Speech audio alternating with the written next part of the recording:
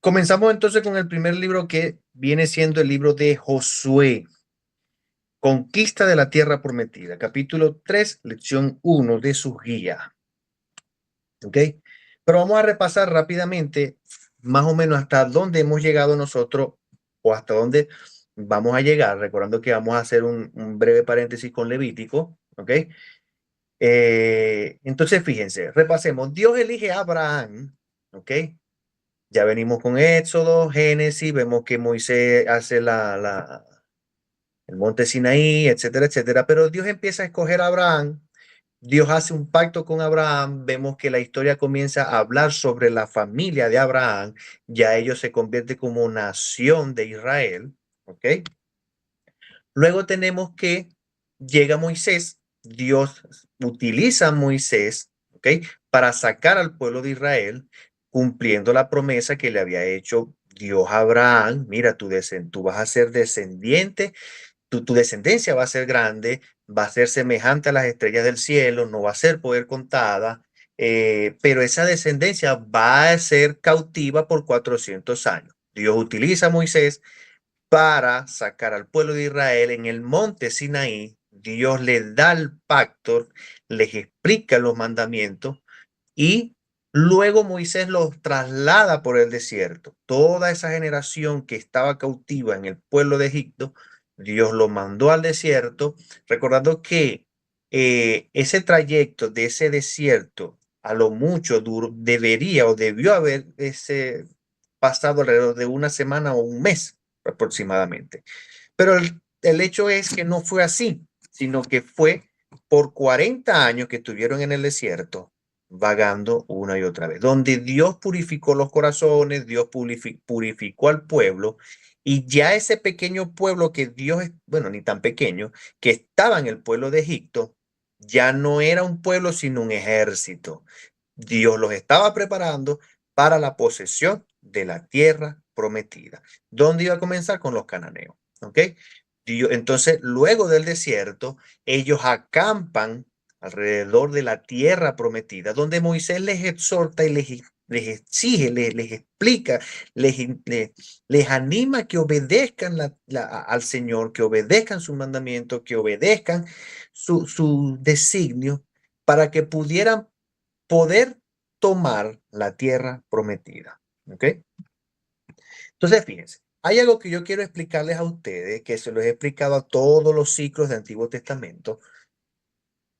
Cuando nosotros estudiamos teología o cuando estamos profundizando en las escrituras, hay muchas ramas, hay muchas estudios que discrepan uno del otro. ¿A qué quiero decir con esto? Hay teología o hay estudiosos que afirman que gran parte de los autores del Antiguo Testamento no son lo que siempre se ha dicho. ¿Ok? Por ejemplo, se dice que la Torá la escribió Moisés. ¿Ok? Hay otros que no dicen que la Torá se escribió, la pudo haber escrito Moisés.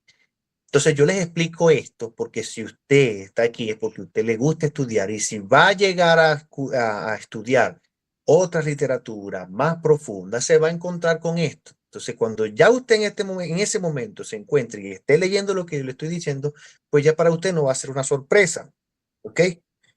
Entonces, ya no va a ser una sorpresa porque ya yo se los estoy diciendo. Hay mucha discrepancia en ese sentido, donde se le dice que los autores, los escribas, los profetas o los copistas, quienes redactaron lo que fue el Antiguo Testamento, no fueron, por ejemplo, Samuel, etcétera, etcétera. Ahora bien, escúchese esto bien y que quede bien claro. Sea Moisés o no sea Moisés quien escribió la Torá, por hablar de esa manera, ¿no? Que Génesis, Éxodo, Levítico, Número de Deuteronomio, no quita la divinidad de la misma. ¿Ok? Simplemente les estoy exponiendo lo que usted se puede encontrar más adelante si profundiza más allá de lo que la iglesia local nos permite o nos provee. ¿Está claro esto? ¿Se entiende? ¿Ok? Entonces, los diferentes autores de la Biblia, ninguno se contradice. Y eso es lo bonito de ellos. Aún cuando no sea Samuel o sea este o sea el otro, no se contradice. ¿Ok? Y no quita la divinidad de la misma. Entonces tenemos que Josué pertenecía a los 12 espías que fueron enviados por Moisés a la tierra prometida. ¿Ok? Josué fue uno de los aprendices de Moisés. José fue hijo de Nun. Su nombre principal o su primer nombre antes que Moisés lo cambiara era el nombre de Oseas. ¿Ok? Oseas significa salvación, pero Josué significa Jehová salva. ¿Ok? Josué pertenecía a la tribu de Efraín. ¿Ok? Entonces, fíjense, lo importante de que yo siempre les digo, lo que es la hermenéutica, las interpretaciones, los conectivos, los verbos, es ponerle mucha atención. Yo recuerdo que cuando yo estaba dando introducción al Antiguo Testamento, cuando tocamos el tema de los Nefilim, del capítulo 6 de Génesis, yo les dije que, bueno, mira, que cuando se pronuncia nuevamente la palabra gigante fue cuando Josué, ¿recuerdan? Fue enviado por los espías para ver la tierra prometida, etcétera, etcétera, etcétera. Entonces esos verbos muchas veces o esas palabras no significan una cosa que significa en Génesis o otra cosa que significa en Apocalipsis. Puede ser la misma palabra, pero no tienen el mismo significado. Por ejemplo, virgen en los evangelios no es el mismo significado que usa Isaías capítulo 7, versículo 14. No es la misma palabra, no significa lo mismo. Y eso es lo que nosotros tenemos que jugar con las traducciones de las escrituras. Es por eso que usted a veces puede notar en algunos videos de algunos predicadores, bien sea de Dante, etcétera, etcétera, que son muy buenos predicadores, pero usted ve que utilizan un versículo de Génesis y luego usan un versículo de Romano y empiezan a brincar uno con el otro y no mantienen un panorama de la enseñanza y empiezan a buscar versículo uno del otro. Pero si usted empieza a analizar esos versículos no dicen nada de lo que él quiere decir. Si se llega a estudiar más allá. Me explico con lo que le quiero decir. Por ejemplo, la palabra carne en el hebreo significa sark con X. No quiere decir lo mismo en todos los aspectos. Muchas veces se utiliza como carne de piel, de carne. Otras veces se puede traducir como los deseos de mi corazón o la concupiscencia de mi corazón, como también puede ser el viejo hombre. Entonces, todas esas palabras depende del contexto en el que esté el autor hablando, va a dar un significado diferente. ¿Ok? Entonces tenemos. La tradición judía dice que Josué es el autor del libro de que lleva su nombre. ¿Ok? Su nombre era antiguamente por Josea. Podemos fijar la fecha en los 1300 a 1375 antes de Cristo. Vamos a hablar donde hubo tiempo de conquista, distribución de la tierra prometida y el asentamiento de Israel después de la división de cada una de las tribus. El libro comprende de 24 capítulos. Si voy muy rápido, por favor me dice, bájale dos, ¿ok? Ok. El libro de Josué lo podemos dividir en 4 secciones, ¿ok? El capítulo 1 al 5 podemos llamar como Josué guía a Israel después de la muerte de perdón, de Moisés. En capítulo 6 al 12 vemos cómo inician la batalla contra los cananeos. En la tercera división vemos que Josué ya divide la tierra después de haber combatido contra los cananeos. Y en la cuarta división tenemos que del 23 al 24 son las palabras finales de Josué luego de haber dividido la tierra por heredad que Dios le había prometido a Abraham. ¿Vamos bien? O sea, cuando dice que la dividió es que la repartió, pues, Correctamente. Él la ya, dividió a cada una de las tribus de cada Israel. una de las tribus, imagino, claro. Correcto. Exactamente. Ok, vamos entonces con la primera división y vamos a adentrarnos poco a poco ahí estudiando cada una de ellas. Vemos que el capítulo 1 inicia cuando el autor hace énfasis intencionalmente en la vida de Josué después de la muerte de Moisés. Él lo elogia o lo atribuye como el nuevo Moisés. Él era el que iba a dirigir al pueblo Josué se encarga de hacer lo mismo que hizo Moisés, hacer y obedecer los mandamientos de la Torá al pueblo. ¿Ok? Y así como hizo Moisés en número cuando envió a los espías, de esa misma manera hizo Josué y envió unos espías a la tierra prometida. ¿Ok? O lo que era cuando inicia lo que es la tierra de Canaán. ¿Ok? Vemos que Dios también utiliza a otras personas para que lo conozcan y se puedan convertir a él. Vemos que entonces en el capítulo 3 y 4, así como Moisés divide el mar, Josué también divide el río Jordán para que el pueblo, por medio de los levitas, trasladaran el arca y todo el pueblo trabajara en seco para la tierra prometida. ¿Ok? Vamos bien hasta aquí. Yo me voy a ir frenando porque quiero ir que ustedes vayan entendiendo poco a poco. Porfa, si pueden prender las cámaras, a mí me gustaría ver las cámaras. Yo entiendo que, bueno, ya los que vienen en metro, pues ya es diferente. Ok. Luego que ya entonces pasan a la tierra prometida, antes de invadirla, el pueblo hace una retrospección y miran hacia atrás y ven dónde Dios lo ha llevado poco a poco. Y donde ellos entonces practican nuevamente la circuncisión, festejan la Pascua, ¿ok? Para bendecir el nombre de Dios, etcétera, etcétera, etcétera, y luego van hacia adelante a la conquista de la tierra prometida. Pero hay algo muy interesante en el capítulo 5. Ustedes han logrado o han visto en algún momento, en alguna oportunidad, eso se ha dicho mucho en las iglesias, lo que significa la palabra teofanía. Si alguno sabe qué significa la palabra teofanía, porfa, dígamela. Aquí no hay respuestas incorrectas, ojo. Aquí no hay respuestas incorrectas, es una respuesta, nada más. Pero necesito que ustedes interactúen conmigo para darles una explicación del capítulo 5. ¿Qué referencia tienen ustedes de lo que significa la teofanía? Yo la he escuchado, pero no, de verdad, nunca me pregunté qué significa. Vale, no hay problema. Yo La David, verdad, nunca la he creo, escuchado, no tengo idea.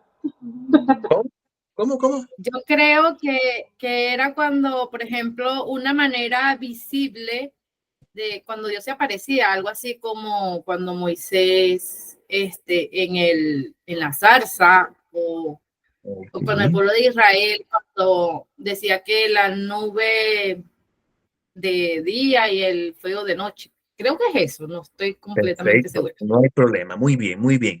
¿Algún otro, porfa? ¿Qué significa o qué ha escuchado usted con la palabra teofanía? Vanessa, Giancarlo, no veo si está Fabiola, Tania Yo por la allí. tengo y sí, estoy en la calle, pero los estoy escuchando. Pero sí, de verdad, yo nunca he escuchado, no tengo ni idea.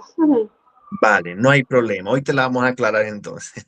Igual yo tampoco, o sea, tampoco lo he Qué bueno. escuchado, no sé qué significa. Ah, a lo mejor no han escuchado la palabra, pero sí han escuchado que, por lo menos, fíjense, la palabra teofanía, en la definición en la parte teológica o teología, es la presencia preencarnada de Cristo en el Antiguo Testamento. ¿Ok? Tal cual como dijo Rosario. Mira, cuando se hace el artículo, el ángel de Jehová, etcétera, etcétera, el ángel tal, se le atribuye a Cristo. ¿Ok? Entonces, fíjense, cuando nuevamente usted profundice más allá y empiece a estudiar, va a darse cuenta que hay discrepancia en lo que es en la definición o en la creencia de la teofanía como tal. ¿Ok? Hay personas que creen que sí, mira, la teofanía es la presencia de Cristo, etcétera, etcétera, pero hay otros que no. Hay otros que no comparten esa postura con respecto a la presencia de Cristo en el Antiguo Testamento. Yo por mi parte, yo soy de ese aspecto, de que cuando se hace referencia al ángel del Señor o el ángel de Jehová, yo no soy partidario de creer que es Cristo, ¿ok?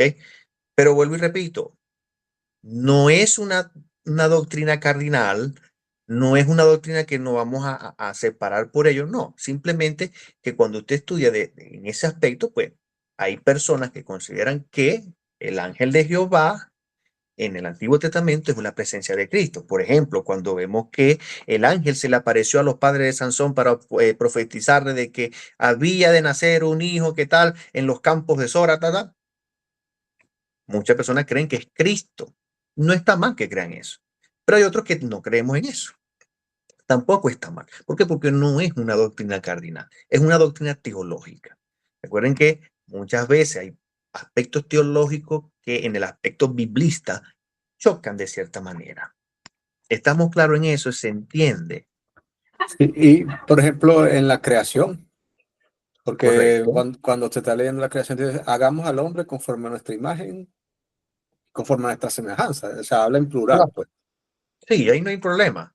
Pero ahí no te aparece él o el artículo él, que hace diferencia. Por ejemplo, hay un salmo que dice, el ángel de Jehová acampa alrededor de los que le temen y los defiende. Es un salmo hermoso. Muchos aseguran que es Cristo. ¿Por qué? Por el artículo. El artículo él denomina, un artículo que denomina grandeza, que denomina el poderío de Cristo. ¿Ok? Pero hay otras personas que no creen eso. No está mal. No está mal en ese aspecto. Entonces vemos que en el capítulo 5, de pronto se le aparece un caballero, un soldado, ¿ok? A Josué, y Josué le dice, mira, pero tú ¿quién eres? ¿Tú estás contra nosotros o eres parte de nosotros? Y viene el ángel, le dice, el ángel del Señor, le dice, no, yo no estoy de parte de ninguno de los dos. Entonces, en el capítulo 5 vamos a ver que no solamente se presenta a Josué o que ellos van a la guerra, sino que simplemente el Señor es el quien va a la guerra en contra de. O sea, la pelea es del Señor contra ellos, no de Moisés, no de Josué, porque él es el que va adelante. El ángel de Jehová, dice el capítulo 5 que era el ángel de los ejércitos de Jehová, el ángel del ejército de Dios. ¿Me doy a entender con lo que les quiero decir? ¿No les ha quedado alguna duda en este aspecto? Para pasar a la siguiente. Porfa, no todas a la vez porque se me puede colgar la cuestión aquí. Ok, seguimos entonces. Luego que ellos miran hacia adelante, ya ellos van preparados a la tierra prometida. El Señor les anima y les dice, sé fuerte, valiente, sean cuidadosos y sean obedientes. Porque es la única manera de que ustedes puedan tomar la tierra prometida. ¿Okay? Entonces vemos, la segunda división comienza en el capítulo 6 al 12, cuando ya inician las batallas contra, ojo, quiero que se subrayen esta parte realmente, contra los cananeos. ¿Ok? La batalla es contra los cananeos. Entonces vemos que Dios, por medio de Josué, mandó espías a Jericó, envía. ¿Quién se arrepiente dentro de las murallas de Jericó? Una ramera. ¿Cómo se llamaba? Raab. Ra. Entonces, es interesante ver, que eso se lo voy a ir explicando poco a poco, cómo el Señor envía misericordia aparte de, a Jericó antes de su destrucción. Y aquellos que se convirtieron al Señor, Dios los salvó. Al hecho tal que Rahab entra dentro de la genealogía de Cristo. ¿Se entiende? O sea, es interesante esto. La lucha era en la tierra prometida contra los cananeos, no contra los demás. Ya se les voy a ir explicando por qué.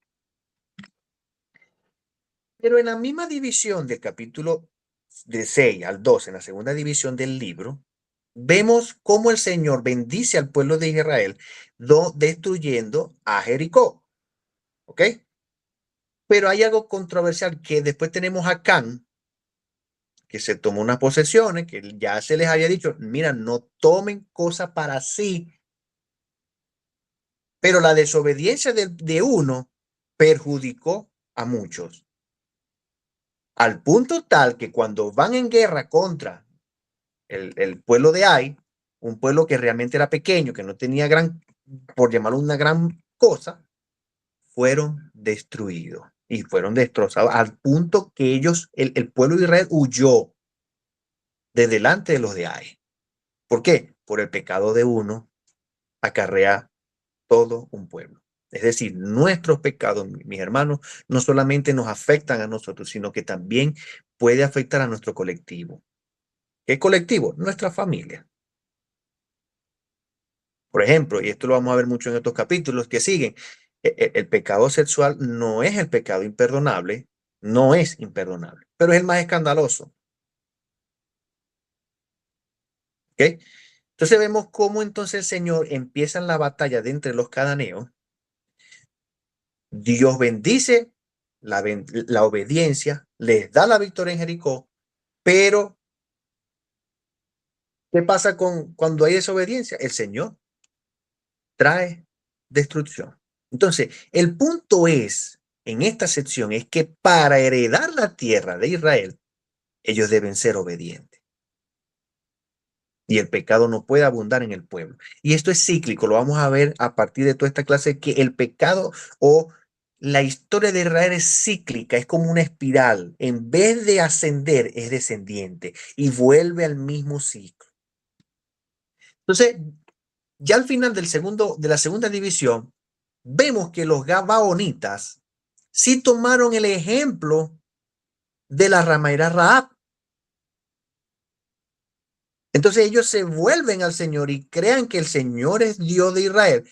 También lo absorben como Dios de ellos y ellos no fueron destruidos. Qué curioso.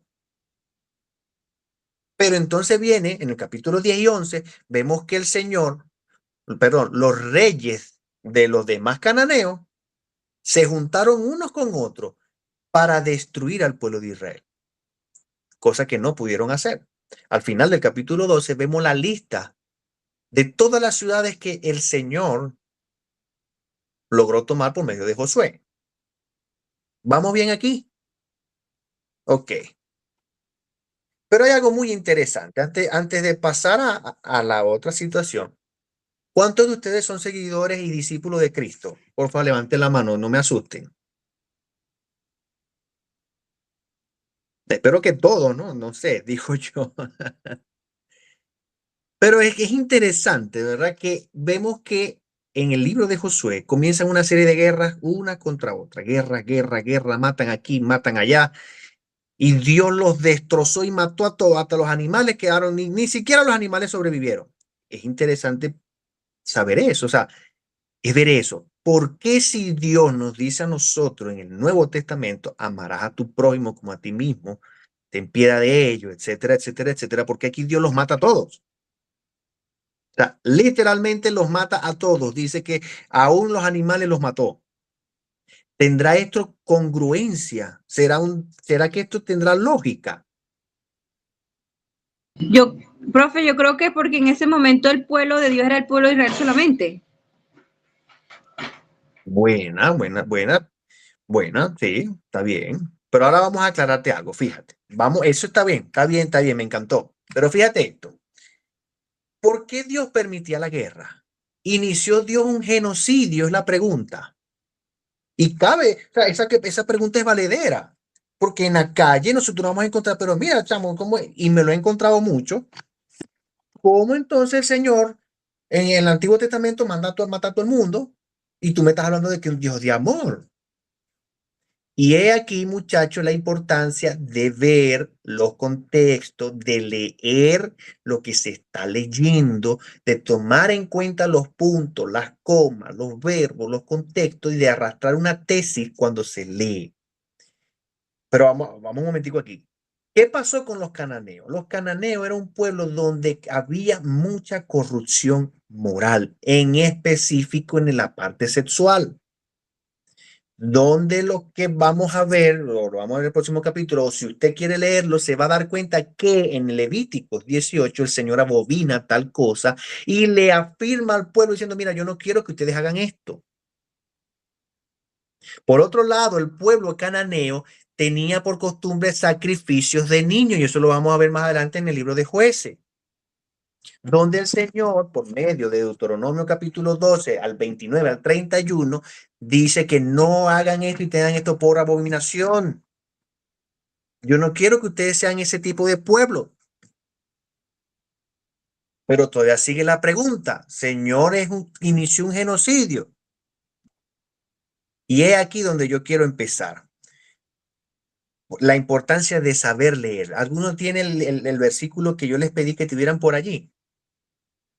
Porfa. Si alguno me lo puede leer, Aquí está, aquí está. porfa, si puede leerlo. Ya, dice, este es Lucas capítulo 16, versículo 9. Y yo Ajá. os digo, ganad, amigos, por medio de las riquezas injustas, para que cuando éstas fallen, os reciban en las moradas eternas. Váyalo. ¡Qué locura! Es una locura. Ahora, ¿qué sucede con este versículo? ¿Por qué te dije que leyeras solamente este versículo? ¿Por qué? Porque si yo aíslo ese versículo, ¿qué va a decir ese versículo literalmente si yo lo aíslo? Chamo, que tú tienes que hacerte amigo con metiendo la mano por debajo de la mesa. ¿O no? Literalmente, si yo aíslo el texto, eso es lo que me va a decir el texto. Ahora, para que quede claro y no quede en el aire ese versículo. Para yo responder ese versículo, Lucas 16, capítulo 16, versículo 9, yo tengo que irme a capítulo 15, versículo 1 de Lucas. Y tengo que entender que Jesús les está respondiendo a los fariseos una pregunta que ellos le hicieron. Y dice el capítulo 5, 15, perdón, versículo 1 dice que Jesús comía, ya vamos a buscarlo aquí, para no hablar yo aquí. Aquí está, dice, se acercaban a Jesús todos los publicanos y pecadores para Ahí, oírle. fíjate, ¿se acercaban quiénes? Los publicanos y pecadores. Ajá, en el segundo, sigue leyendo. Y los fariseos y los escribas murmuraban diciendo, este a los pecadores recibe y con ellos come. Ajá, ¿quiénes murmuraban? Los fariseos Ahí y los está. escribas. Entonces, déjame llegar ahí, ya va, para que vamos leyendo, porque me interesa estos ejemplos, ojo, estos ejemplos para poder explicar esta parte de del genocidio. Fíjate lo que dice el 15. El 15 nos dice así. Se acercaban a Jesús todos los publicanos y pecadores. Ya tenemos dos personas en escena para oírle. Y los fariseos y escribas, tenemos dos eruditos de la ley. Y los fariseos murmuraban diciendo, este a los pecadores recibe y con ellos come. ¿Cuáles eran los pecadores? Los publicanos, los pecadores, muchas veces eran los cojos, los ciegos, también eran los pobres también eran considerados como pecadores a la luz de los fariseos y los escribas. ¿Ok? Fíjense lo que dice el 13. El 3, perdón. Entonces él les refirió estas parábolas diciendo. Entonces, ¿qué está haciendo Jesús? Les está respondiendo a quiénes? A los fariseos y a los escribas. ¿O no? ¿Cómo Jesús les responde? Por medio de parábolas. Tenemos la parábola de la oveja, la parábola de la mujer de las 10 dracmas, tenemos la parábola del hijo pródigo y aún en el 16 del mayordomo infiel. Jesús les está respondiendo en el 15. ¿Cómo nos damos cuenta de que Jesús les está respondiendo? Fíjense en esto. Versículo 3, entonces dijo, entonces les refirió, ese entonces uno conectivo. Vamos al versículo 8. Oh, ¿qué mujer tiene 10 dracmas? Ese O es un conectivo. Versículo 11 del capítulo 15. También dijo, es un conectivo consecutivo. Se repite muchas veces el entonces. El 16 dijo también a, pero están en la misma escena.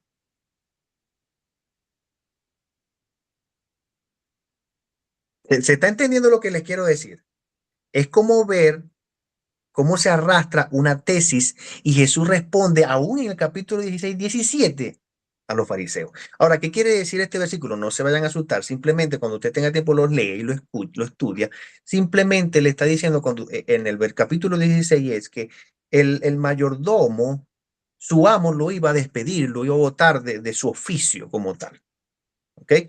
Entonces el Señor, este caballero, viene y dice, no, antes que llegue esa situación mal o esa época mala de mi vida, que ya yo no tendré mayordomía o seré jefe, yo voy a ir con los deudores de mi jefe para que ellos acordar una deuda con ellos y cuando ya yo no tenga el cargo que tengo, ellos me den hospedaje en su casa.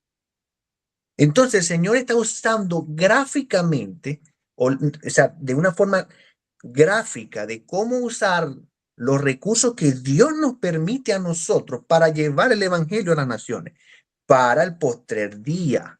Es decir, cuando dice el mayordomo en el capítulo 16, no recuerdo el versículo, cuando tenga tiempo usted lo lee y si quiere más en fuera de clase se lo explico mucho mejor. Para que ellos me den morada en sus casas. El versículo 9 dice para que puedan ver moradas eternas. Recuerda, dice que reciban en las moradas eternas. Entonces, viendo bien cómo Jesús se trasladaban los fariseos, ¿quiénes eran los fariseos? Los millonarios, los ricos, los que tenían pudiente y los que eran jefes de la ley, intérpretes de la ley. Entonces les está respondiendo a ellos. ¿Quiénes eran los mayordomos infieles? Ellos.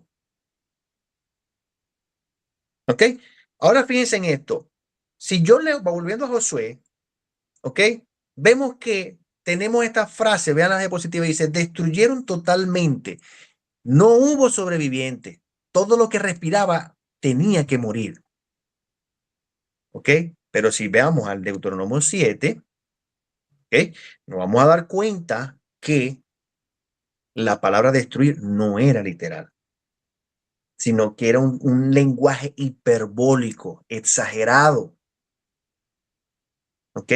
Porque fíjense lo que dice el capítulo 10 de Josué, del 39 al 30, del 36 al 39. Dice que ellos acabaron con todo lo que había, que no quedó nada. Pero más adelante en el mismo libro, capítulo 15, versículos 13 y 15, dice que las mismas tierras de Canaán aún habían cananeos. Entonces, no tendría lógica decir, mira, que matamos a todo lo que había, todo lo que respiraba, no quedó pero ni el polvo, cuando en el versículo 15 me dice que no se junten con estas tierras porque los tierras, los cananeos, etc. Entonces eso quiere decir que es un lenguaje hiperbólico. Utilizan lo que es la hipérbole. Por ejemplo, yo digo, mi esposa hace la mejor pasta del mundo. ¿Es cierto eso? No, sino es un tipo de lenguaje y por eso es que les traigo el capítulo de Lucas y lo traigo con Josué para poder entender todo este tipo de lenguaje o genocidio que no es tal cosa. Yo debo entender lo que es una hipérbole, yo debo entender en qué contexto está, yo debo arrastrar y leer paso a paso para poder entender la tesis principal. Me doy a entender con lo que les estoy diciendo. Vamos a leer rapidito el Josué. ¿Quién tiene Josué por allí? Porfa, me ayuda. Josué 15. Opa, Yo sí, lo tengo, hermano. porfa, Josué 10. Josué 15. Quédate ahí, ya. Vamos a repetir rapidito aquí para que ustedes me puedan entender. Josué 10.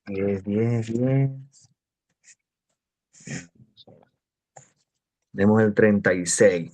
Subió luego Josué y todo Israel con él de Eglón a Hebrón y lo combatieron. Y tomándola la hirieron a filo de espada a su rey y a todas sus ciudades, con todo lo que en ella tenía vida, sin dejar nada. Fíjate, sin dejar nada. Como había hecho a Eglón, así la destruyeron con todo lo que en ella tenía vida. Es decir, si yo leo esto, me estoy dando cuenta que el Señor borró hasta las hormigas, las barrió. Ahora vámonos al 15, Flor, porfa. Sí, dice, 13 al 15. mas a Caleb, hijo de Jefoné, dio su parte entre los hijos de Judá, conforme al mandamiento de Jehová a Josué, la ciudad de Kiriat Arba, padre de Anac, que es Hebrón. Y Caleb echó de allí a los 3 hijos de Anac, a Sesai, a Imán y Talmai, hijos de Anac. De ¿Se aquí fijan? subió contra los que Aquí, moraban en Debir. Perdón. Ajá. De aquí subió contra los que moraban en Debir, y el nombre de Debir era antes Kiriat Sefer. ¿Se fijan? Que todavía no habían cananeos en la ciudad de Hebrón. Entonces, el género o el verbo que se está utilizando acá no es literal.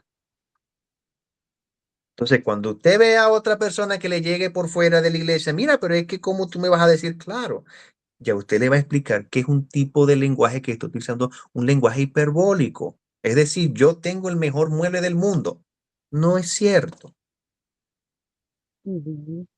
Entonces, eso es lo que yo hago en este paréntesis con respecto a Josué. No vemos un genocidio, sino simplemente un lenguaje hiperbólico que me afirma a mí, epa, más adelante yo tengo que leer lo que me está diciendo esto, entender esos aspectos. Por eso es que les traje a cotación Lucas, porque Lucas me permitió ver que no, Jesús no usó solamente las parábolas para responder, sino que se fue a otro capítulo más allá para seguir respondiendo a los fariseos y escribas. Sí, voy bien, ¿verdad? No se me están quedando dormidos. No están confundidos, por favor, Tania, Fabiola, Vanessa. LBN Chor, mira, está bien. Hasta la iglesia me entiende. Bueno, sigamos entonces. Vemos entonces que es un momento único en la historia, limitado a los cananeos. Es decir, la guerra era contra ¿quiénes? Contra los cananeos, porque eran los que estaban en la tierra donde prometida. Pero el Señor en Deuteronomio capítulo 20, ellos les dice, tengan paz con otras naciones. Entonces no es que el Señor mandó a acribillar a todos. Dime.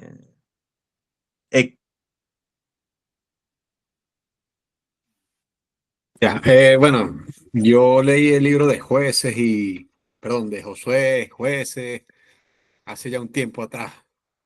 No recuerdo dónde salía, pero algo que me llamaba la atención es que Dios dejaba ciertas ciudades que las dejó, ¿cómo se dice? En paz, como tú dices, pero yo lo entendí así que era como una especie de prueba, porque le decía al pueblo de Israel, no tienes que tomar las costumbres que ellos tienen, ni adorar los dioses que ellos adoran, ni hacer las cosas que ellos hacen. Pues si hubiese borrado todo de la faz de la tierra, no hubiese tenido como que esa prueba, no sé si me explico. Algo Sí. así lo entendí yo cuando lo leí. Ya, no, está muy bien, está muy bien. Pero es eso, Dios les dijo, mira, está en paz con otras naciones. El problema de ustedes con los cananeos porque ellos están en la tierra prometida. Y yo no quiero que ustedes sean como ellos por lo que ya les mencioné, por su corrupción moral, por el sacrificio de niños, que lo vamos a ver incluso en el libro de los jueces, que es un libro muy oscuro, un periodo totalmente oscuro para el pueblo de Israel. Entonces tenemos una tercera división, para ir adelantando porque todavía nos queda un poco de tiempo, capítulo 13 al 22, donde Josué ya divide la tierra. Ya Josué, estando anciano, después de muchas guerras, comienza la división de la tierra. Y usted va a ver dentro en esos capítulos una delimitación de la tierra. ¿Ok? Y en su último capítulo, ok, mira, ya va, que se me borró acá. Ok, entonces, era necesario que Josué dividiera la tierra. ¿Por qué? Porque Dios se lo había prometido ¿a quién? A Abraham, a Moisés. ustedes serán poseedores de la tierra prometida. Y Dios cumplió su promesa por medio de Josué, en este caso, para la división de la tierra. Josué conquista la tierra. Aquí les muestro, eso está en sus guías, sus materiales. Bueno, cuando lo puedan descargar, yo sé que el equipo técnico nos va a ayudar en ese momento para que les permita abrir ese porque adelantamos la clase. Pero como les digo, en paréntesis, fue algo muy, muy rápido, los cambios de clase. Pero no se preocupen. Vemos la división de la tierra. Tenemos a Dan, Efraín, Benjamín, Judá, Simeón, entre otros. Ya la cuarta división del libro, ¿ok? Viene del capítulo 23 al 24, las palabras finales de Josué, donde le exhorta nuevamente, como sucedió en el primer capítulo, fidelidad a la Torá, fidelidad a la soberanía de Dios, al amor de Dios, a la obediencia a Dios, y eso iba a traer bendición a la tierra. Ellos iban a poder poseer la tierra, pero donde el pueblo fuera infiel, Dios castigaría al pueblo y serían esclavos y nuevamente esclavos de territorio o tierras extranjeras. Entonces, ¿cómo termina el libro de Josué? Cuando Josué les expone y les dice, ¿qué van a hacer? ¿Qué van a hacer? ¿Qué van a escoger? Y me encantó poner este versículo, aunque está en el primer versículo, en el primer capítulo. Me gustó ponerlo al final, pero por lo que él dice. Y si mal os parece servir a Jehová, escogeos hoy a quién sirváis, si a los dioses a quienes sirvieron vuestros padres cuando estuvieron al otro lado del río, o a los dioses de los amorreos, en cuya tierra habitáis. Pero yo y mi casa serviremos a Jehová. Entonces, depende de ustedes, mis hermanos, a quién ustedes van a servir. No necesariamente son los dioses, no. Hay dioses en nuestras vidas. Hay malos hábitos que se convierten en dioses. ¿A cuál Dios va a servir usted? ¿Al Dios de los amorreos o al Dios viviente, al Dios vivo? Eso también Dios lo manda a nosotros. También este mensaje entra en este tiempo. ¿A qué Dios serviremos nosotros? Mira, hace mucho tiempo les voy a dar como este ejemplo. Conocí un hombre, un caballero diácono en una iglesia. El caballero era muy pudiente, pero muy pudiente. Tenía mucho negocio. Y esto le va a sonar raro, pero cuando él nos dijo esto, él nos dijo, mire hermano, yo en confianza, pues nos decía, mis tentaciones no son las mujeres. Y nosotros quedamos, ¿cómo? Y él decía, no, mi tentación son el dinero. Entonces, bueno, nosotros quedamos como es la cosa, pues. Sí, hay tentaciones que para unos son otras y para otras son otras. Entonces, ¿a qué Dios vamos a servir? La misma pregunta se la hizo Josué al pueblo de Israel y hoy el Señor nos la hace a nosotros. ¿A qué Dios vas a servir? ¿A mí o a tus dioses? No necesariamente son los dioses, ya ustedes saben, que tienen que ser de palito o etcétera, etcétera. Hay dioses en nuestra vida. Pecado oculto, la mentira, el dinero y muchos más. Cada quien sabe la gota que tiene en su casa. ¿Vamos bien hasta aquí? ¿Alguna duda con el libro de Josué? ¿Alguna duda con los contextos de los versículos? ¿Están entendiendo esto? Ok, perfecto. Seguimos entonces. Bueno, aquí le dejé a Rahab. La genealogía aparece en Mateo capítulo 1, versículo 5. Ella pertenece a la genealogía de Jesús. La ramera. Interesante. Ok. Jueces. Posesión de Canaán. Es decir, ya aquí ellos tienen la tierra. Pero les voy a decir algo, mire. Este libro no se conoce su autor. No se sabe quién es. Como les dije, pues muchas de los autores no se sabe quién es. Pero entendemos que son escribas, también se le llaman profetas o copistas. ¿Ok? Josué, perdón, dale con Josué. Jueces, jueces es un periodo muy, muy oscuro dentro del pueblo de Israel, al punto tal de que no se llegó a conocer ni siquiera el nombre de Jehová, el nombre del Dios viviente. Lo llegaron a desconocer.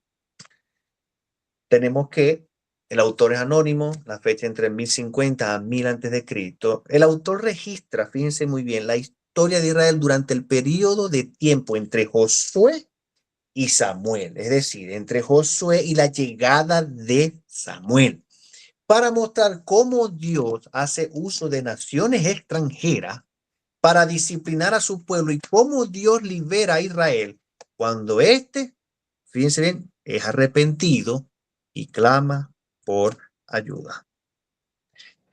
Pero la característica de este libro es cíclica. Ellos entran en pecado, el pecado provoca esclavitud, la esclavitud provoca en ellos clamor por Dios para que lo liberen, les den salvación, luego que estén ellos seguros, vuelven a pecar. Ese es el ciclo que vamos a ver en este libro de Josué, de Jueces. Ok, una breve historia, recordando que ya Josué murió, les exhorta, mira, busquen de Dios, no se aparten, obedezcan sus mandamientos y el Señor les dará la tierra prometida. Cosa que hicieron fue lo contrario. Hicieron totalmente lo contrario. Ahora, Jueces, como su mismo nombre lo indica, y nos da una referencia literaria de lo que nos vamos a encontrar en el libro, Jueces fue gobernado por jueces triviales, donde hay una historia perturbadora, muy violenta, historias trágicas, donde Israel, en vez de apartarse de los cananeos, se mezclan entre ellos al punto tal de que adoptan sus costumbres. Y es una degradación total del pueblo. Entonces, en el primer capítulo vemos una lista de todo lo que son las tribus de Israel, donde ya estaban asentadas, donde vemos que hay alrededor de toda esa tierra y ciudades, como decía David, que aún quedaron en pie. Es decir, Josué destruyó gran parte del pueblo cananeo, pero aún faltaba mucha tierra por conquistar. ¿Ok? Pero, ¿qué sucedió con esto? Israel comienza a mezclarse y olvidándose del Señor, comienza a mezclarse con los cananeos. Hay corrupción moral y llegan incluso a hacer sacrificios de niños. El pueblo de Dios. Por eso es que también dice el Señor que cuando el pecador, un pecador que un cristiano que entre comillas se vuelve a lo que es las andanzas que ya traía, se vuelve peor. Por eso es que dice que el perro vuelve a su vómito y la puerca lavada vuelve al lodo. Es lo mismo. La degradación sin Dios es cada vez peor dentro del pueblo de Dios. Ok. Ya va. Déjenme ver aquí. Esta es la primera división. Y el libro de Jueces también lo vamos a dividir en varias secciones. Capítulo 1 al 2 es la primera división, donde vemos que hay una lista en el capítulo 1 van a encontrarse con una lista de las tribus de Israel. Vemos cómo entonces vuelve el pecado, hay opresión al pueblo, pero llega un punto que nuevamente ellos arrepienten de su condición y el Señor promete enviarles un juez que los liberaría de tal situación. Luego, donde ellos están en una paz, entre comillas, vuelven nuevamente al pecado. Y ese es el ciclo. Ese es el ciclo del libro. Y aún hasta del mismo cristiano en muchas ocasiones. Se arrepiente, vuelve a una persona y el Señor, y vuelve otra vez, y vuelve otra vez. Y esa persona está en un ciclo sin fin. Ok. La segunda división comienza en el capítulo 3 al 16, donde viene con una serie, un tipo de serie de historias, o hay el libro de los jueces, el pueblo es guiado por una serie de jueces. ¿Ok? Unos jueces no son ese tipo de jueces que están en tribunales, no. Son tipos de jueces triviales, ¿ok? Que guiaban a las tribus. Por ejemplo, vamos a estudiar lo que son los 6 más principales. En este caso sería el primero Otoniel, Ahod y Débora. Cuando usted tenga la oportunidad, bueno, ya Edda leyó, se va a dar cuenta que son historias magníficas, sí, pero son muy degradantes, son muy tristes. Derramamiento de sangre increíble.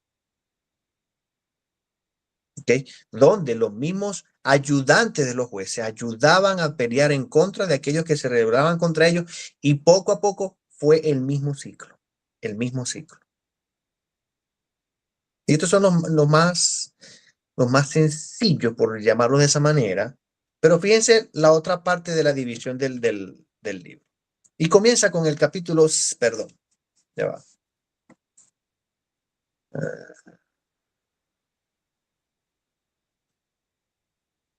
Esta no va aquí. Ajá, aquí. Comienza con Gedeón. Gedeón era un cobarde, ¿ok? Y donde vemos que los jueces comienzan de bueno, de más o menos, hasta lo peor.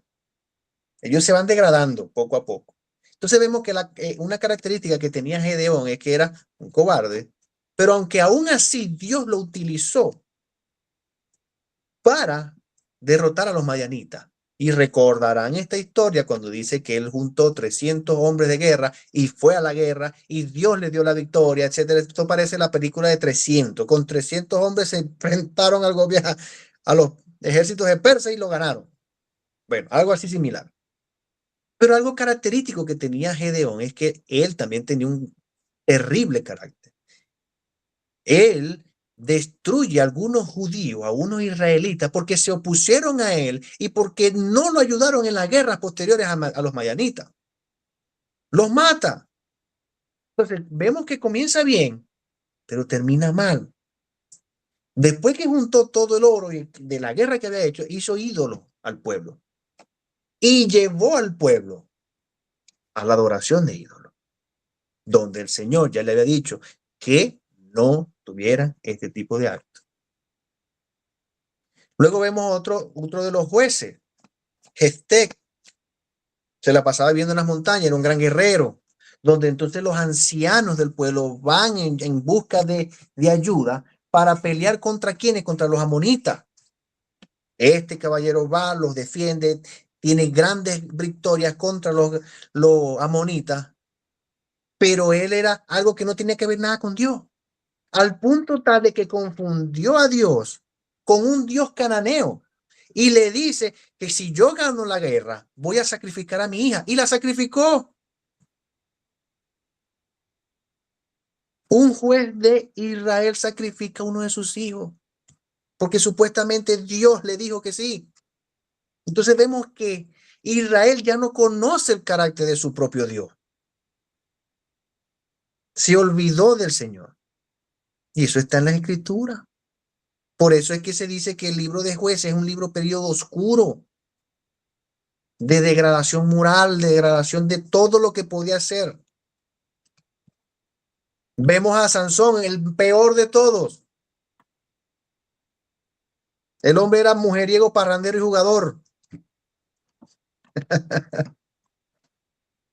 Vemos que sí, Dios le da la bendición de tener fuerza por medio del Espíritu Santo. Recuerden, ojo, paréntesis, que el Espíritu Santo obra de una manera diferente en el Nuevo Testamento.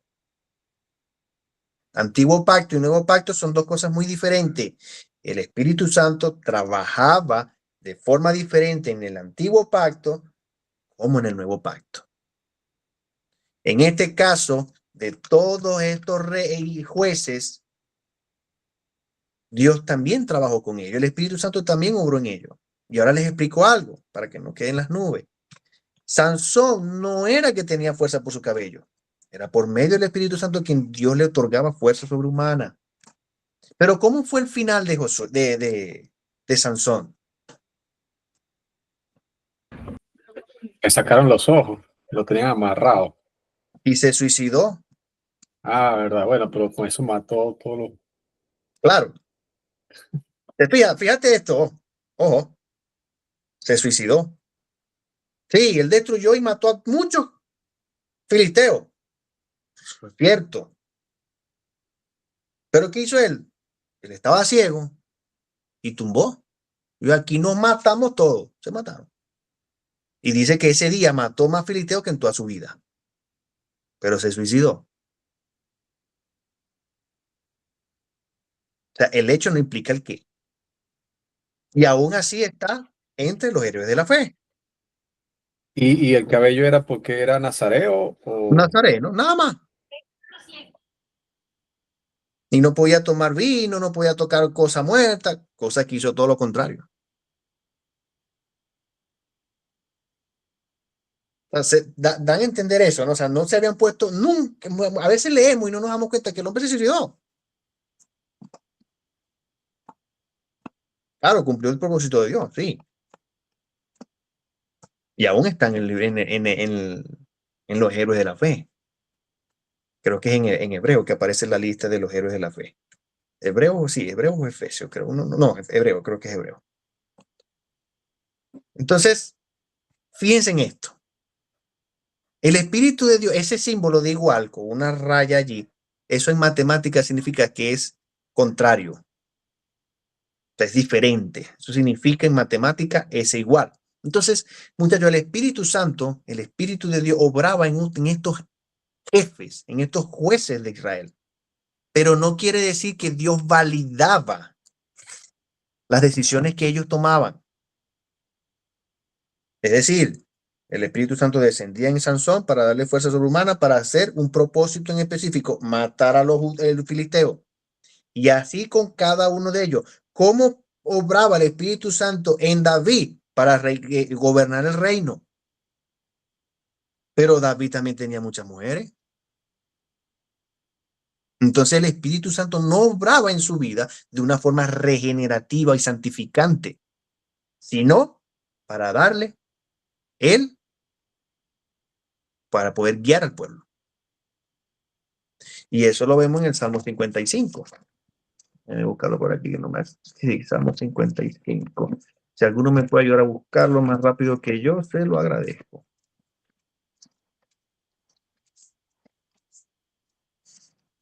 Salmo 55, 65, 55.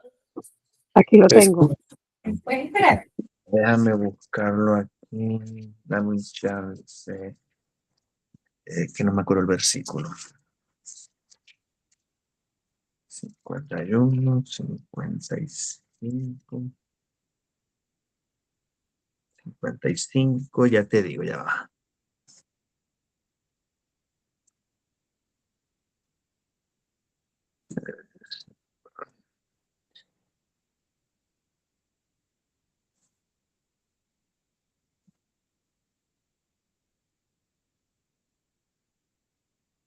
A ver, no, creo que es 50.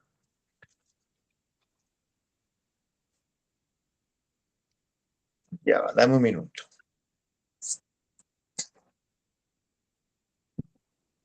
Oh.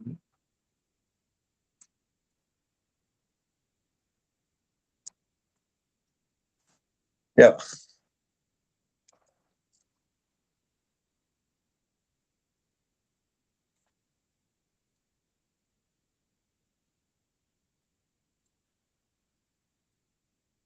Ok, no, es el 51. 51, versículo 11. Dice así, David hablando, no eches de mí, no eches de delante de ti y no quites de mí tu Santo Espíritu.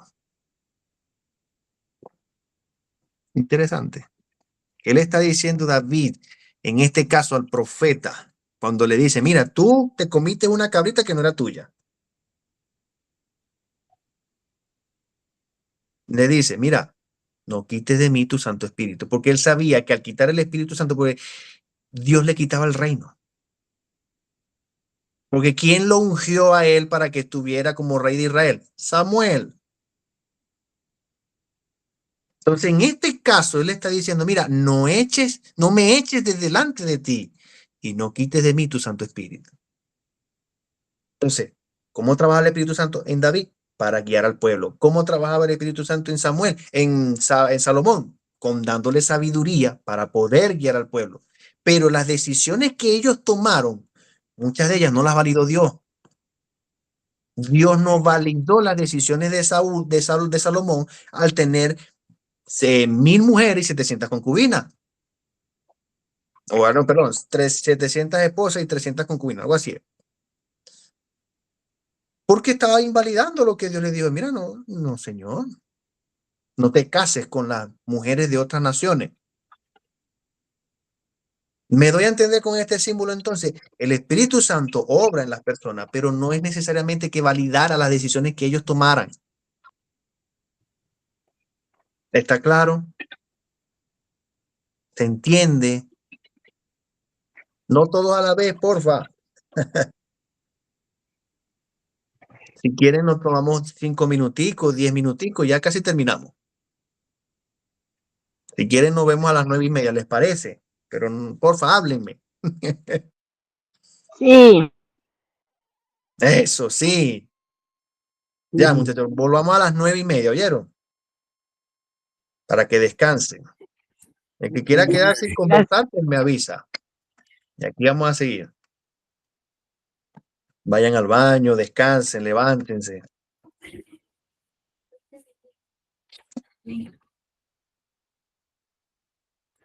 Tú sabes que, para echarte un cuento, Dale. estoy viendo una serie en Prime Video. La de Se llama David. La Casa de David, sí. Claro, Diego, me han dicho que es buena.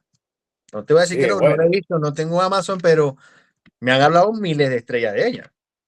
Sí, es buena, pero, o sea, lo que ahora tengo es la intención de leer otra A vez David. Samuel y todo esto, a ver qué tanto se ajusta, ¿verdad? La serie a lo que dice la escritura, pues, ¿me entiendes? Claro. Sí, Es que pero es lo bueno. mismo sucede con esta serie de The Chosen.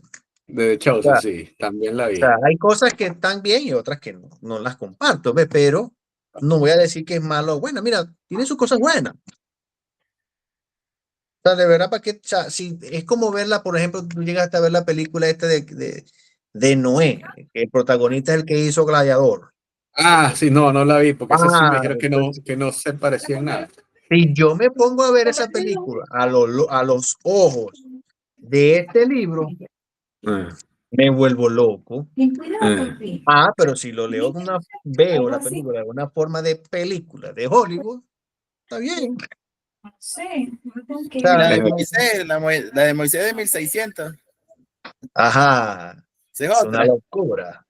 ¿Me entiendes? O sea, De entonces mí, yo tengo que mantener ese equilibrio, ¿me entiendes? O sea, yo no voy a satanizar eso, o sea, bueno, claro, si yo lo veo a la luz de la Biblia, no, eso está raspado, eso es una locura.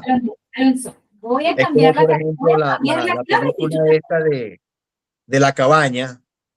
Oye, tiene un mensaje bonito, pero hay cosas que yo no. sí, es verdad. No. Pero yo no puedo decir que es mala. Me explico con lo que les quiero decir. Porque, por ejemplo, fíjate, en Lucas 15, Dios se asemeja como una mujer, con la mujer que perdió las 10 dracmas. Estaba buscando las monedas. ¿Quiénes son esas? Las ovejas. ¿Quiénes son las monedas? ¿Quién es el hijo pródigo? Son las naciones. Las ovejas perdidas son las naciones. Las 10 dracmas son las naciones. Me explico con lo que le quiero decir. O sea, es mantener ese equilibrio que es sano, pero a la luz de la palabra de Dios. Si el centro es Cristo, lo demás es cuento y culebra, como dicen por ahí.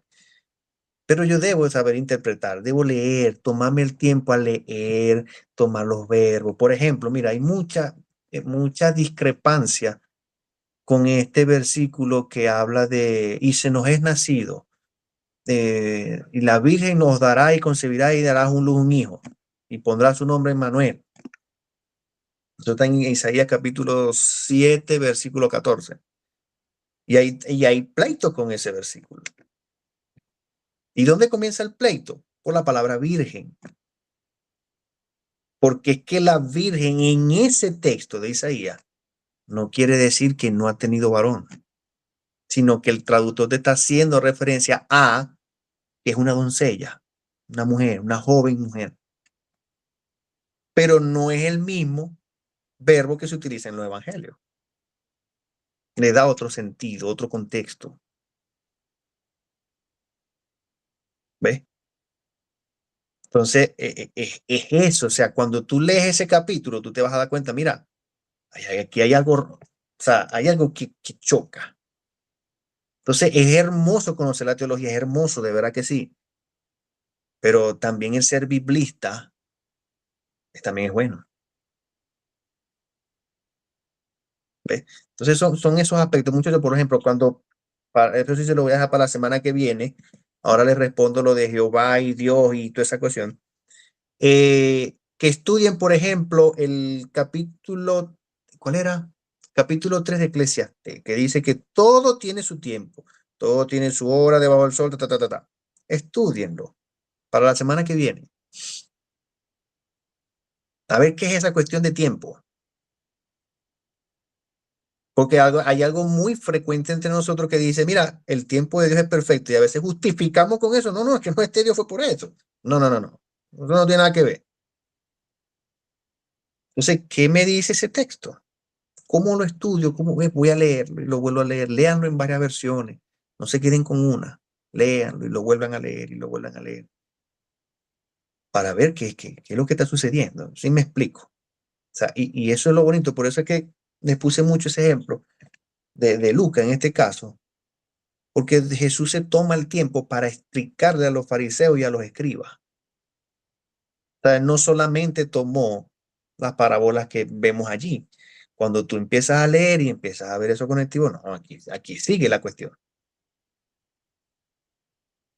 Por ejemplo, cuando te habla en ese mismo capítulo, y dice, creo que sí, él dice que te habla del divorcio, de que si dejas a tu mujer, no, ahí no está hablando del divorcio, está hablando de la ley.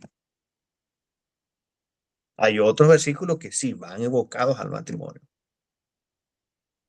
pero yo debo leer.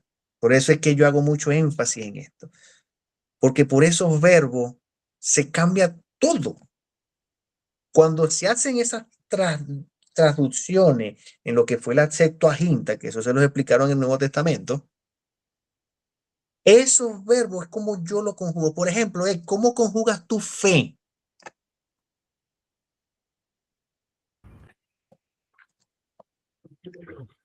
Es que no, sería como confianza. ¿Te das cuenta? No se puede conjugar. Yo confío, puede ser. Él No, confía, nosotros confiamos.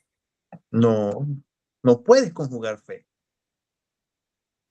Entonces, en esa traducción es donde hay el juego del griego, del hebreo, de toda esa cuestión. ¿Cómo conjugo fe? Yo no puedo decir yo fe, tu fe, todos feamos. Pero no existe. Entonces, la fe no es un verbo, o sea, la palabra fe. Entonces, ¿cómo se tradujo? ¿Cómo quiso el autor o el traductor traducir esa palabra? Como creencia. Ahí sí yo puedo decir, yo creo, tú crees, nosotros creemos. ¿Viste la diferencia? ¿Ves por qué se le paga al pastor? Es un sueldo. Porque él tiene que cabeza de cabeza aquí para interpretar con libros griego, hebreo y toda esta cuestión, para llevarte a ti lo que realmente quiere decir la palabra de Dios. Aparte, bueno, obviamente, de pastorearnos, de guiarnos, etcétera, sí. Pero él tiene que cabeza de cabeza con esto. Y hay versículos que son extremadamente difíciles. De verdad que son duros y oscuros. Entonces, ese es el detalle. Bueno, chicos, comenzamos entonces. Ya nos quedan 2 diapositivas nada más. Ya quedó claro entonces con respecto al el empoderamiento del Espíritu de Dios y la diferencia a usarlos y validar lo que ellos hacían. Son 2 cosas muy diferentes. Entonces, en esta tercera división, que ya con eso terminamos, que es del capítulo 17 al 21, ya es el total colapso y la depravación del pueblo de Israel, donde uno de los judíos, Micaías, privadamente crea un templo para dioses extraños, 2 dioses cananeos, para alabarlo y hacerle culto. Y entonces viene la tribu de Dan y envía un ejército a esta ciudad, a este templo, lo saquea, lo destruye. Y aparte de eso, este mismo ejército va y destruye el pueblo de Lais. Entre ellos mismos empezaron a matarse. Entre ellos mismos comenzaron la destrucción. Y ya esta es la última historia, que es diríamos que es la peor, y es donde inicia la primera, ¿cómo sería? La primera guerra civil, por llamarlo de esa manera, donde hay un abuso sexual, una violencia, donde en esta escena del 19 al 21 usted se va a dar cuenta que violan a la sierva de uno de los que está relatando la historia, la violan toda la noche hasta el amanecer, luego la escuartizan en 12 partes y envían las 12 partes a todas las tribus de Israel. Y ahí inicia la guerra civil. Entonces, por eso es que en esos capítulos, en Jueces, se dice, en esos días, y enfatizan mucho esto, no había rey en Israel. Y cada uno hacía lo que bien le parecía. Y en esos días no había rey, y cada uno hacía lo que bien le parecía. Y allí inicia la guerra civil entre ellos mismos. La degradación total, que ni en Sodoma ni en Gomorra se llegó a tal cosa. O sea, cortar en 12 partes la sierva de uno de los amos y enviar las 12 piezas a cada una de las 12 tribus de Israel. Eso es aberrante. ¿Qué hizo el hombre este? Envió todas esas partes para decir, miren lo que me hicieron. Y allí inicia la degradación de un pueblo. Por eso es que dice, por eso es que se explica que el libro de Jueces es un libro totalmente oscuro para la vida del pueblo de Israel. Y que eso le trajo destrucción total a su pueblo. Pero aún así el Señor en su infinita misericordia envía a Samuel y ahí inicia el reinado de Saúl, comienza un reinado de David. Y este libro, lo importante de este libro es que nos da la raíz, nos da el inicio de Samuel, de Ruth, de Esther, todos ellos. De aquí nacen ellos. Entonces, todo es cíclico en la vida del pueblo. Comienza el pecado, se arrepiente y vuelve, y es una degradación cada vez más. Dime, David. Sí, una pregunta, y es que ¿en qué momento entonces se divide el pueblo que se crea el reino de Judá y Israel? Módulo. ¿Lo vemos en este libro No. o es después? No, es en Samuel, capítulo 2, segundo módulo. Primero tienen que pasar este. Sí.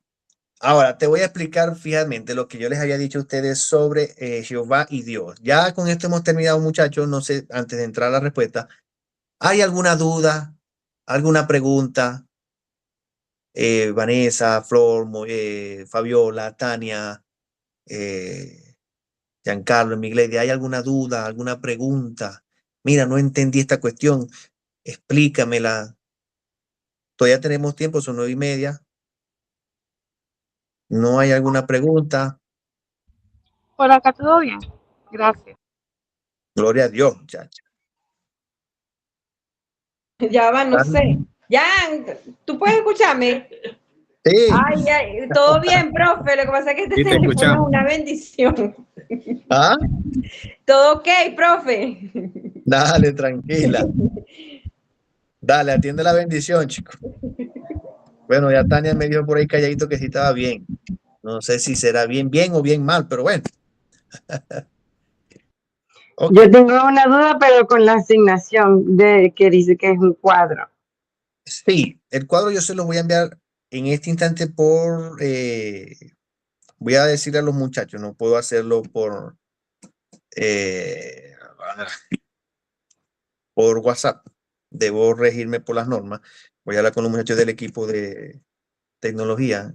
Gracias a Dios está Rosario por aquí. Para yo, no sé si yo les envíe el archivo de una hoja de Excel que yo hice para que ustedes llenen ese cuadro. Van a Ok. llegar, es un cuadro que van a llenar, nada más. O sea, es súper sencillo, solamente, bueno, deben tomarse un tiempito a leer, eso sí. Y van a colocar allí lo que va explicando el cuadro. El cuadro les va a decir, mira, ¿en qué guerra está esto? ¿Cuáles fueron las ciudades que sobrevivieron? Y en la diapositiva que les estoy enviando y en los materiales que se les va a facilitar, están todas esas listas. O en sus mismas Biblias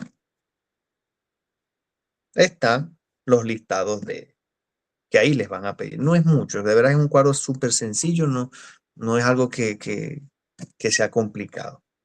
¿Quedó claro, Fabi? O sea, es un cuadro, es Sí. un Excel que van a llenar, nada más. ¿Quién levantó la? Tania, ajá. Tania, cuéntame. El material o sea, de esta clase no lo han subido, ¿verdad? A la No, no, aplicación. ese material no, porque lo que pasa es que tuvimos un inconveniente con el invitado que nos iba a ayudar con Levítico, pero fue muy rápido. Entonces, se tomó esta decisión de adelantar una clase. ¿Ok? Obviamente no les va a aparecer, pero ya en esta semana, con el favor de Dios y de los muchachos del equipo de tecnología, pues ellos les estarán facilitando ese material, ¿oye? Ah, ok. Sí, porque Mira, recuerden que gracias, o sea, por la clase, de verdad la entendí. Es más, cuando dijiste que volvieron otra vez a desobedecer, yo dije que Dios de verdad ha sido muy misericordioso con el pueblo de Israel, porque lo que desobedeció fue vaina. Y yo antes pensaba que el antiguo yo decía, ¿por qué Dios en el antiguo fue tan castigador? Y no, no es así, o sea, ya cada día se voy entendiendo que no es así, sino que el pueblo de Israel de verdad, que cada vez, o sea, como tú dices, era algo cíclico y cada vez desobedecían peor y peor y peor. y nosotros somos igual. Sí, es así también. Nosotros somos igual. Por eso es Sí. que el Señor él se ahorra palabras, de verdad. Ok, chicos, fíjense. La respuesta a la pregunta de Jehová, de Dios, o Jehová Dios hizo esto, o solamente aparece Jehová, o solamente aparece Dios. Ok, eso es una tradición después del cautiverio. Una tradición que viene después del cautiverio. Por eso es que no lo van a encontrar fácilmente en el Google, o la IA no les va a dar esa respuesta. O ChatGPT tampoco se los va a dar. Eviten usar esas cuestiones, lean, porque esa cuestión a veces aparece en versículos que ni aparecen en la Biblia. Así que ojo con eso. Es una tradición, muchachos, que se utiliza después del cautiverio, donde los escribas y los profetas o los copistas utilizaban el nombre de Jehová o el nombre de Dios, ok, que es Dios, Elohim, creador. Muchas veces Jehová, recuerden que Jehová es un nombre compuesto, no es Jehová como tal, sino que se le añadieron algunas vocales para la pronunciación. ¿Ok?